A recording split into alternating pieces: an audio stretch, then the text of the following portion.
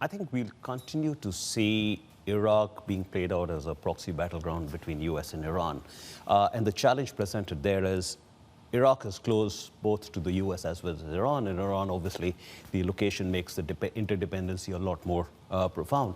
And while we're doing that, I think Iraq is having to play a very careful balancing act, because equally at its own end, they've had their own protests where their populace was protesting against undue Iranian influence.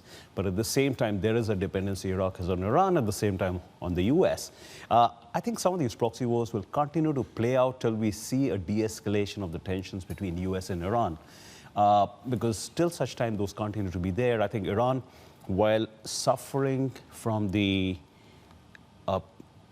sanctions and economic challenges that it's facing, is finding the reason to have these small conflicts around the region where it's able to come up with these proxy battles against the US or their allies. Yeah, but what's the end game? I mean, Iran is either ways in a bit of a spot of bother, right, with the whole sanction situation and what's happened in terms of the economy ailing and dragging its feet through the year.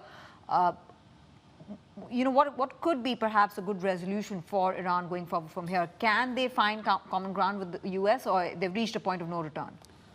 I don't think it's never a point of no return. The events we have to really look back is the US unilateral withdrawal from the JCPOA.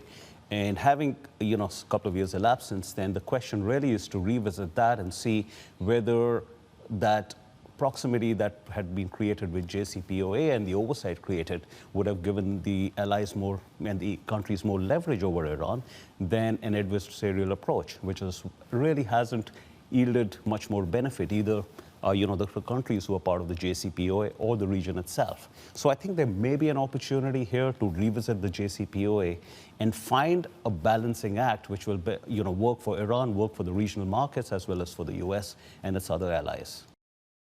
Hey everybody, it's Hadley Gamble from our new CNBC Middle East Bureau in Abu Dhabi. Thanks for stopping by. Now, to watch more, you can try one of the videos that just popped up on your screen. And don't forget to subscribe.